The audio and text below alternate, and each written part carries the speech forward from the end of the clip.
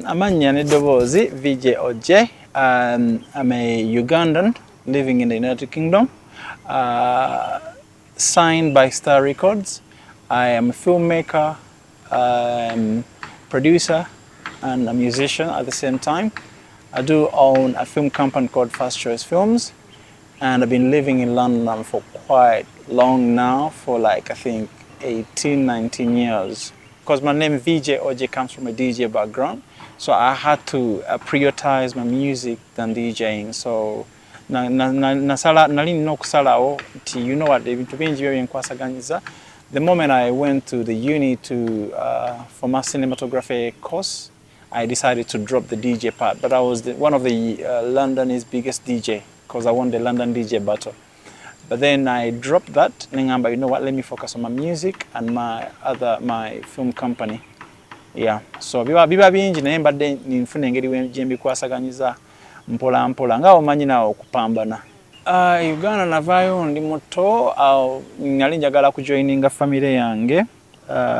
Famire yange yali yonna nga eri bweru. So nga nze ne brother wange tusigadde wano. So I had to join my family. Okuba nti mba mbegattako, otherwise nandisigadde wano nzekka. My family is abroad. When I traveled to London, it wasn't my first time, because I traveled to South Africa, I traveled to Dubai. I've traveled a couple of times with my parents. First time, that was my first time in London. Jane Bulaya no si nyangu kuba nava wano ku visa. Nali wotuuka eri ng'oli ku visa, oba tokkirizibwa kukola, oba tokkirizibwa kusoma, oba tokkirizibwa kukola anything. Visa is a visitor's visa, ojja buzi kukyala mu nsi eyo. So si byangu.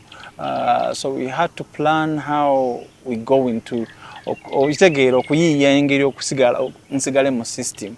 So visa yali ya myezi 6 gye nagenderako. Visa yali tena expiring because my parents were there. Nga bali registering nga mwana waabwe.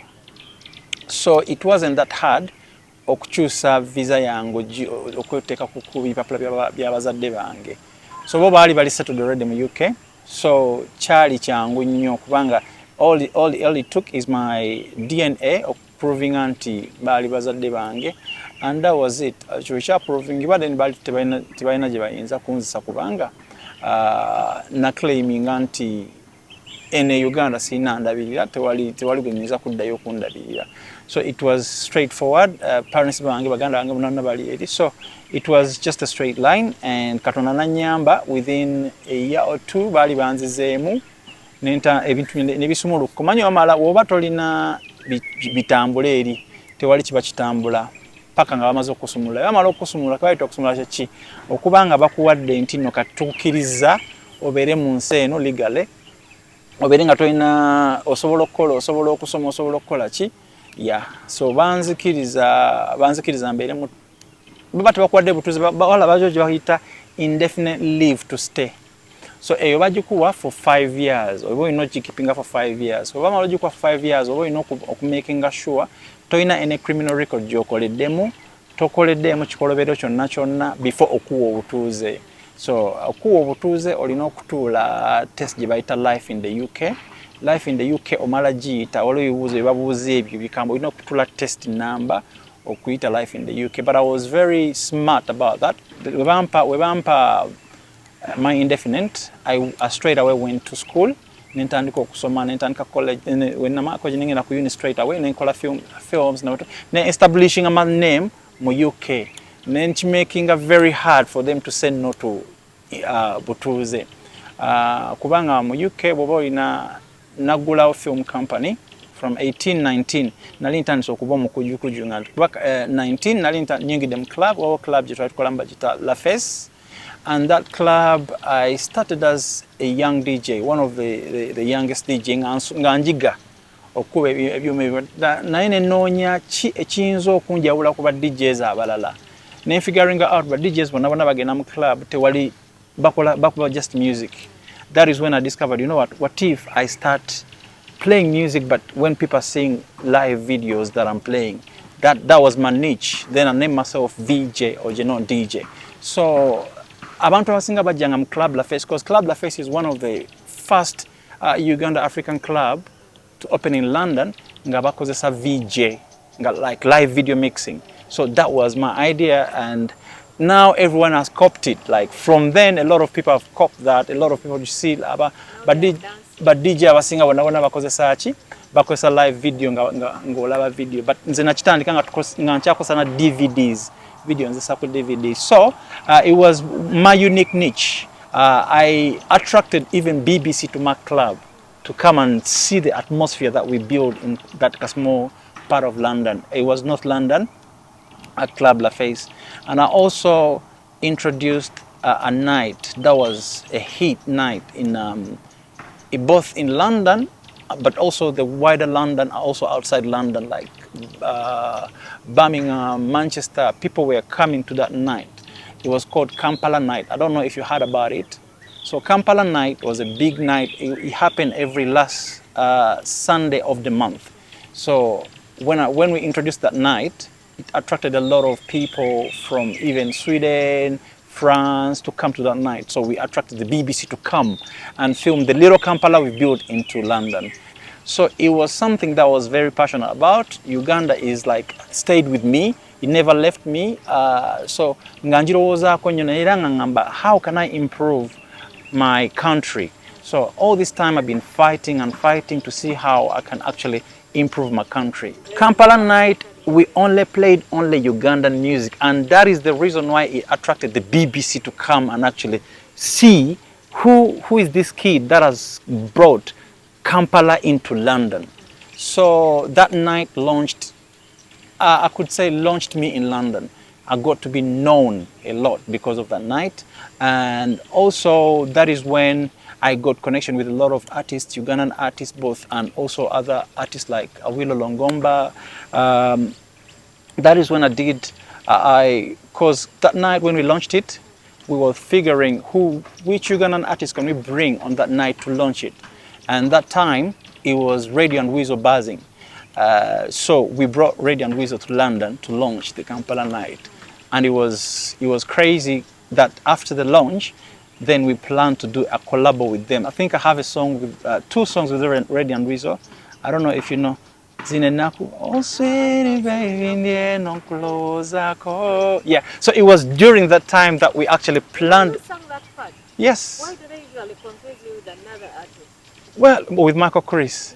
Yeah, because we do have like a similar voice with Michael Chris, but me and him co-produced the song. So that's why a lot of people didn't actually recognize me, because I'm not the kind of person who actually want to be on the front line. I like to stay in the background. That's why a lot of people tebamanyi music wange bawulira luyimba go ayimba.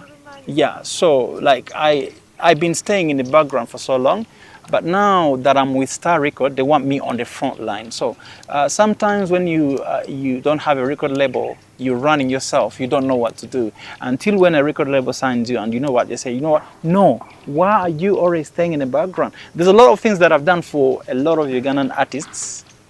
Nenga abantu bangi tebamanyi abayimbi bangi benkoledde wano ebintu nnyo bangi nnyo, including shooting their music videos on a low budget, nebeera like blown up like video. Naye mbeera mu background saagala nnyo.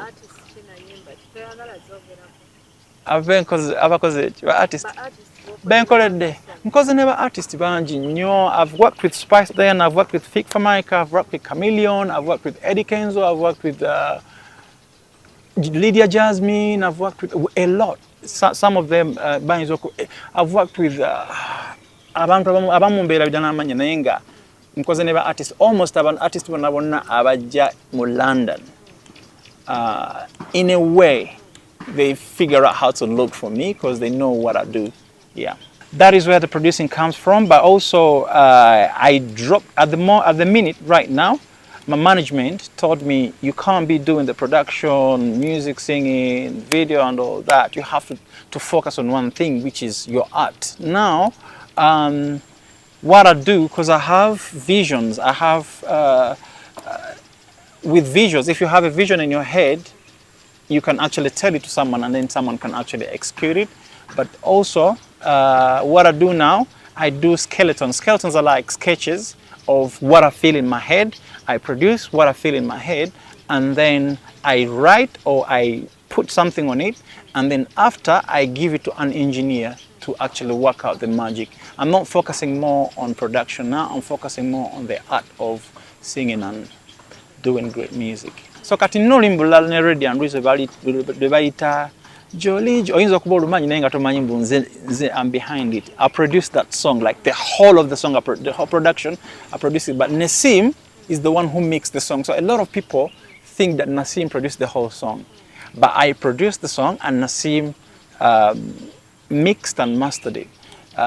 Jolly, Jolina, I want to make money to... Olumanyi. Toyinza butalumanya. Yes, nina another song with Awilo Longomba. Awilo Longomba mumanyi is an African legend. So I have two songs with him. One is called Money, the other one is called Sekemba. So those songs are really huge.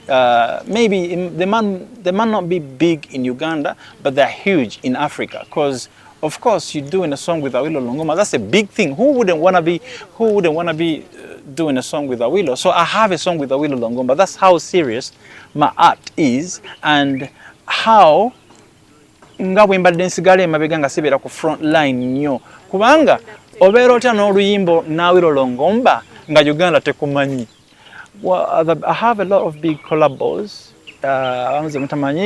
Nina collabos ezijja as well, but I have also my music that I actually write that is passion. I have a song with Joey Landa as well. I don't know about mumanyi Joey Landa. Yeah, nina oluyimba Joey Landa. Nina oluyimba lwe bayita Wabasookayo, which is actually a good song that is already catching up. Most of the Ugandans are like catching up with it.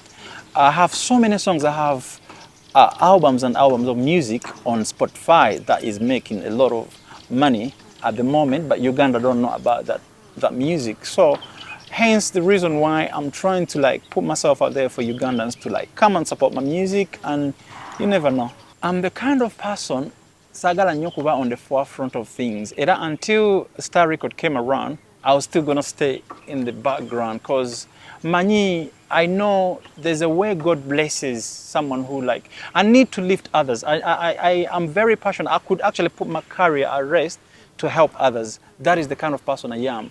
Naye, sometimes omanyi tugane tuyamba abantu ate ne beerabira nga bamaze okutuuka gye balaga.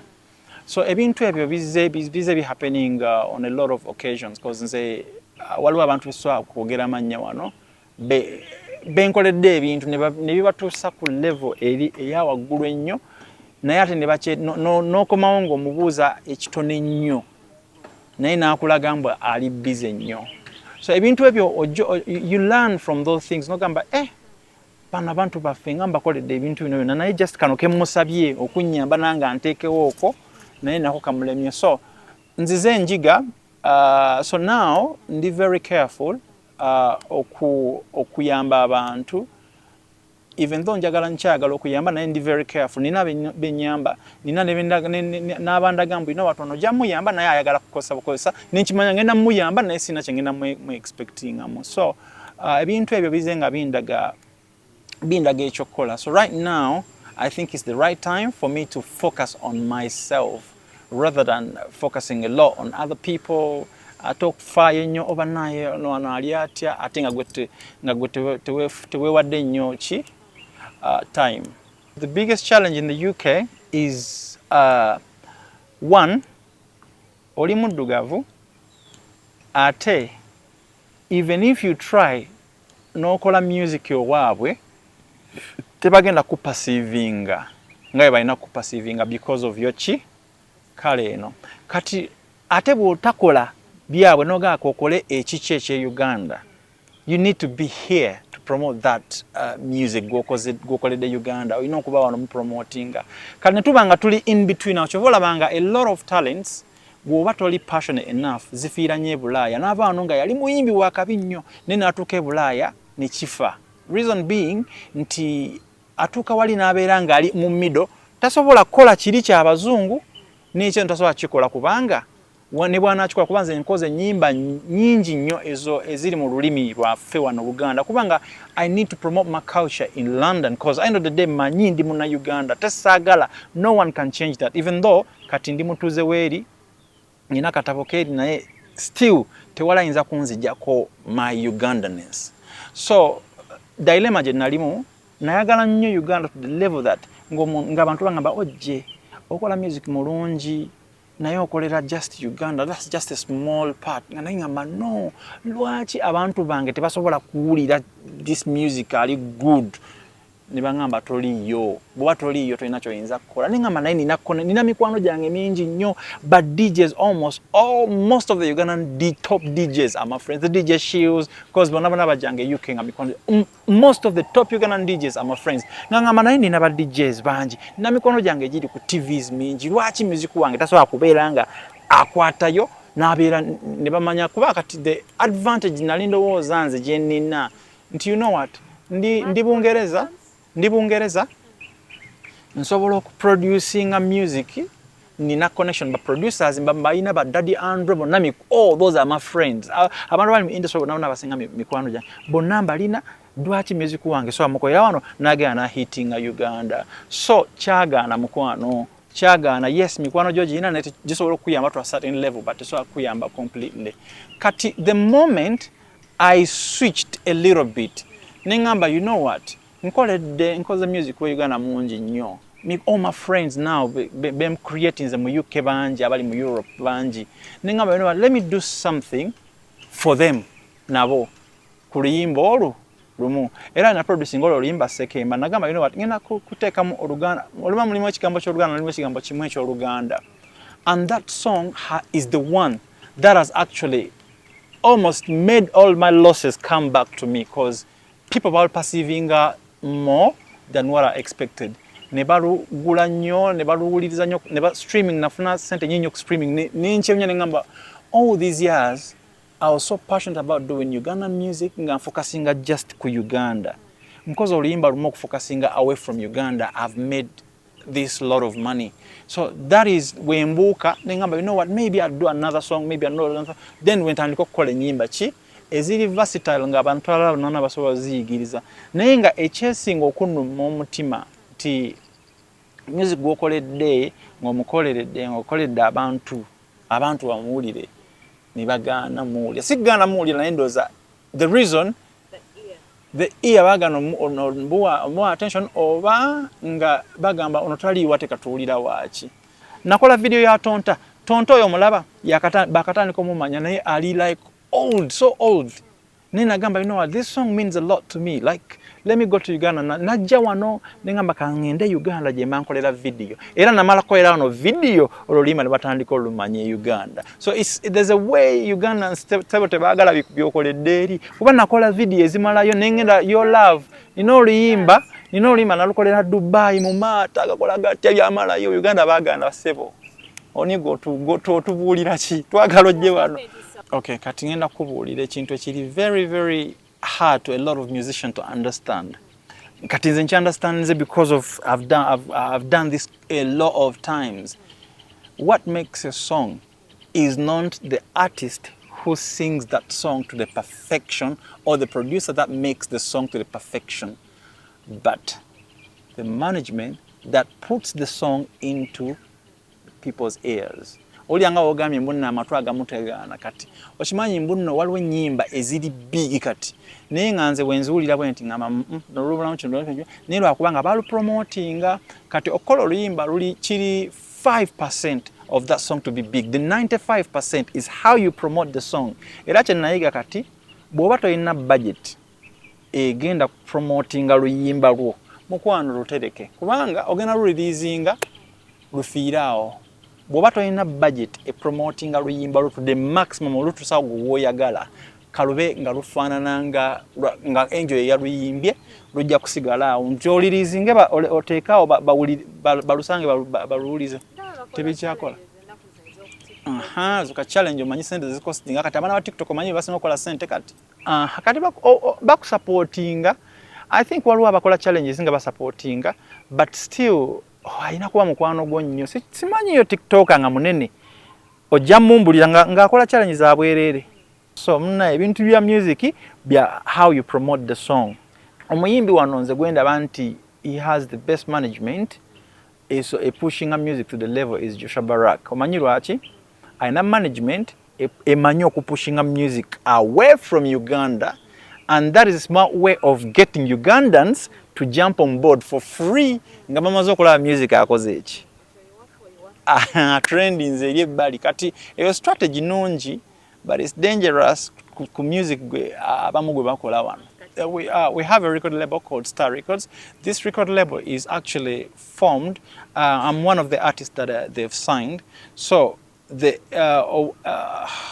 omulamwa gwayo just helping abayimbi abo abalina very good talents naye nga tebalina funding eyo esobola okukola ki obatuusa to that level. So if you go in that category, then yes, but if you go into hustle nti ogenda okole sente okole music bigenda kulema kubanga it's not an easy route okugenda mu UK notandikirawo straight away. You have to hustle first. Kati nze singa nalina easy route nti ntandikiddewo nange kyandibadde different, nandibadde atendi wala nnyo, but I had to hustle nefuna ekintu ekiri stable, then kati I'm relaxed a bit. I don't need to I have my own film company ndekera sente zenina okukola sigenda mukukyeyo mbuno 9 to 10 shift. Bw'oba ogenda kukola shift eyo tojja kusobola music where you can. So how do I get into film? I done a song. Yeah, I studied film. I studied cinematography in Middlesex University, and I graduated with my master's degree, first class master's degree in cinematography, and I'm very happy about that. And yes, I have been working in the film industry for quite some long, but what made me choose film? That was your question. At 19 years, I started doing music. When I started doing music, I was very passionate about music. And then in London at that moment, there was no one who was doing videos, music videos. And the guy that I got to film my first music video, Hello Baby, that song is actually very good as well. You should check it, Hello Baby. So the guy who I got to film my music video didn't do a job that I liked. So then I said, you know what does it take to do a music video? You need a camera, you need then that's when actually my brain opens up. You know what, I can actually do a better job than what he did. And this is how I got into the film. Yeah, I have documentaries that I've done. One documentary that is on Netflix, it's called Jasmine. It's a film series that we're releasing another one in 2027. A new episode is gonna come out in 2027. Jasmine, yeah. So if you go on Netflix, you'll see with the director. We've worked on a lot of films. I'm working on another film for Uganda as well. That I can't talk about it now, but yeah. But we have a lot of film projects that we've been working on. I've been doing a lot of music. Our company has been doing a lot of music videos for artists. Abasinga aba Nigeria, abasinga. We have like big budget plans for. I have a Nigerian artist called London Spec. He had a budget of I think 25k UK pounds. So the sente simanyi was converting as a nyonyi kati yali agala nyonyi simanya limousine motoka nyingi bichibi byali bingi. So that's one of the biggest actually budget video that I've done in London. Kubanga twali ku London Bridge atenga tuli mu lyato twagilockinga down yonna. So I've done quite a number of films. Studies abana Uganda, abana Nigeria. I have a Nigerian friend that I studied with at uni, Middlesex University. Graduating anga tuina film je tuina mu FMB babiri kwa twali mu same group. So that film is well getting big. It hasn't premiered on Netflix or anything, but it's already big in the UK. Like channels internal is UK, it is very big. So tuina film endala je tukolako bajita King of Wakiba, with also my other friend, cinematographer called Vala, is from Iran. So I've connected with a lot of like filmmakers in London. So tuna a lot of projects that we're working on. Just so like muina limited time. But yeah, with film, I'm very confident and comfortable with that. With the music, simanya abantu bachi and supporting. My comfort zone is filmmaking because I do make films. I do make visual come to life.